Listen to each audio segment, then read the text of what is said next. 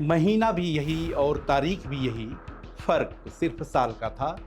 22 अप्रैल 2025 धरती के स्वर्ग कहे जाने वाले जम्मू कश्मीर के पहलगाम की बैसरन घाटी आम दिनों की तरह गुलजार थी। देश और विदेश के पर्यटक बैसरन घाटी की खूबसूरती को निहार रहे थे, इस बात से अनजान कि आने वाला कुछ पल उनकी जिंदगी पर भारी पड़ने वाला है।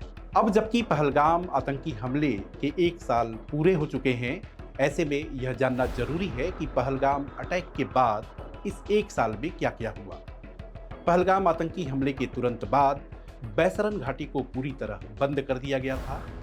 जम्मू कश्मीर पुलिस ने शुरुआती जांच में 3 आतंकियों के पोस्टर जारी कर उन पर 20-20 लाख रुपए का इनाम रखा, लेकिन इसी बीच जांच एनआईए को सौंप दी गई। एनआईए ने बैसरन घाटी में घटनास्थल की फोरेंसिक जांच और डिजिटल मैपिंग कराई।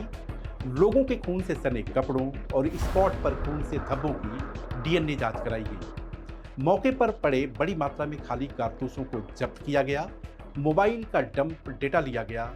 आतंकी हमले में मारे गए लोगों के परिवार वालों, खच्चर वालों, फोटोग्राफर, दुकानदार, होटल वालों, जिप लाइन वालों और स्थानीय नागरिकों समेत 3000 से ज्यादा लोगों से करीब 1055 घंटे की लंबी पूछताछ हुई।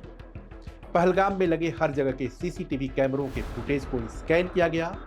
बैसरन घाटी से निकलने वाले करीब 58 रास्तों के एंट्री और एग्जिट पॉइंट को चेक किया गया। इस आधार पर संदिग्ध जो आतंकी थे उनके स्केच तैयार किए गए।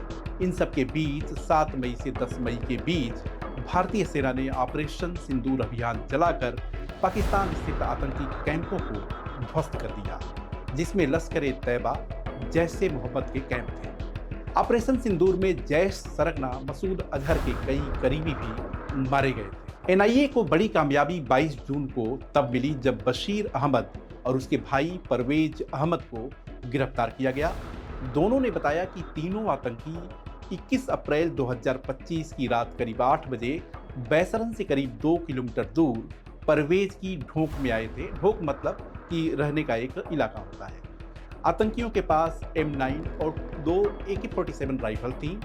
2 आतंकियों ने काली पोशाक पहनी थी। इन दोनों से तीनों आतंकियों के बारे में कई पुख्ता जानकारियां मिली। एक तरफ एनआईए जांच कर रही थी और दूसरी तरफ सेना के साथ पैरामिलिट्री फोर्स और जम्मू कश्मीर पुलिस आतंकियों को मिट्टी में मिलाने के लिए 22 अप्रैल को ही ऑपरेशन महादेव शुरू कर दिया था। दक्षिणी कश्मीर के दुर्गम जंगलों में बड़ा सर्च ऑपरेशन जारी था। सुरक्षा बलों ने आतंकियों की तलाश में सैकड़ों किलोमीटर जंगल छान मारा था। इसी बीच इनपुट मिला कि आतंकी दक्षिणी कश्मीर में हैं। ये आतंकी हाफतनगर, बड़गाम और त्राल से होते हुए श्रीनगर के पास दाचिगम की जंगल की तरफ बढ़ रहे हैं। शुरुआत में यह ऑपरेशन 300 वर्ग किलोमीटर से ज्यादा बड़े इलाके में फैला हुआ था, लेकिन लगातार निगरानी, पीछा करने और फौज की सटीक तैनाती की वजह से इस दायरे को धीरे धीरे कम कर दिया गया। 10 जुलाई 2025 को नई जानकारी मिलने के बाद ऑपरेशन महादेव अपने निर्णायक दौर में पहुंचा। दाचिगम, डिडवास, हरवान के इलाकों में बड़े पैमाने पर तालमेल के साथ अभियान शुरू किया गया। जवानों को जरूरत के हिसाब से तुरंत दूसरी जगहों पर तैनात किया गया और आतंकियों के भागने के रास्तों को पूरी तरीके से बंद कर दिया गया, जिसकी वजह से वे एक छोटे से घेरे में फंसकर रह गए। आतंकियों के सैटेलाइट फोन के सिग्नल को ट्रैक करने के लिए 22 जुलाई 2025 को सेंसर के जरिए आतंकियों के होने की पुष्टि हुई। 93 दिनों यानी 3 महीने 3 दिन की कड़ी मेहनत और 250 वर्ग किलोमीटर के दायरे को समेटते हुए आतंकियों का जो घेरा था अब 25 वर्ग किलोमीटर में सिमट कर रह गया। 28 जुलाई 2025 को एक बेहद सटीक योजना के तहत सेना की 4 पैरा ने मोर्चा संभाला। इन जांबाज सैनिकों ने बेहद खतरनाक रास्तों से होते हुए 10 घंटे में 3 किलोमीटर का सफर तय किया, ताकि आतंकियों को भनक न लगे वो पैदल जा रहे थे। इसके बाद एक सटीक मुठभेड़ में तीनों आतंकियों को बैसरन घाटी से 109 किलोमीटर दूर ढेर कर दिया गया, यानी कि मिट्टी में मिला दिया गया। मारे गए तीनों आतंकियों की पहचान सुलेमान उर्फ फैजल जट, अफगान और जिब्रान के तौर पर हुई थी। तीनों पाकिस्तानी आतंकी ए श्रेणी के थे और लश्कर-ए-तैयबा के कमांडर थे। आतंकियों के पास से मिले हथियारों में एक M9 अमेरिकन राइफल और 2 AK-47 राइफल की बैलिस्टिक जांच चंडीगढ़ की फॉरेंसिक लैब में हुई थी।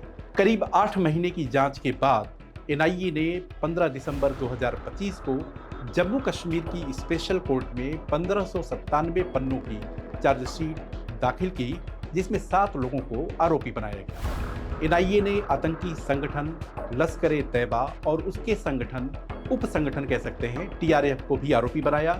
चार्जशीट में पाकिस्तान में बैठे आतंकी हैंडलर साजिद जट, ऑपरेशन महादेव में मारे गए फैजल जट उर्फ सुलेमान शाह, हबीब ताहिर उर्फ जिब्रान और हमजा, परवेज अहमद और बशीर अहमद के नाम हैं। पाकिस्तानी आतंकी साजिद जट उर्फ हबीबुल्लाह मलिक NIA की मोस्ट वांटेड लिस्ट में शामिल है और उस पर 10 लाख का इनाम है। लश्कर-ए-तैयबा और उसके फ्रंट संगठन TRF का कमांडर साजिद जट जम्मू कश्मीर में हुए कई बड़े आतंकी हमलों का मास्टरमाइंड रहा है। साजिद जट पाकिस्तानी नागरिक है और वो पंजाब प्रांत के, यानी कि पाकिस्तान का जो पंजाब वाला प्रांत है, वहाँ के कसूर जिले का रहने वाला है। पहलगाम आतंकी हमले के बाद शुरू किया गया ऑपरेशन सिंदूर आज की तारीख में भी जारी है। रक्षा मंत्री राजनाथ सिंह और CDS अनिल चौहान ने पाकिस्तान को चेताते हुए कहा है कि सीमा पार किसी भी हरकत का अंजाम क्या होता है उसे भारत ने 1 साल पहले दिखा दिया और भविष्य में भी किसी भी नापाक हरकत का जवाब देने में पीछे नहीं रहेंगे। लेकिन वो परिवार जिनके सदस्य उस आतंकी वारदात के शिकार हुए, उनके लिए 22 अप्रैल का दिन भूल पाना आसान नहीं होगा। तो यह वीडियो आपको कैसा लगा, आप अपने कमेंट और सुझाव को इनबॉक्स कर सकते हैं।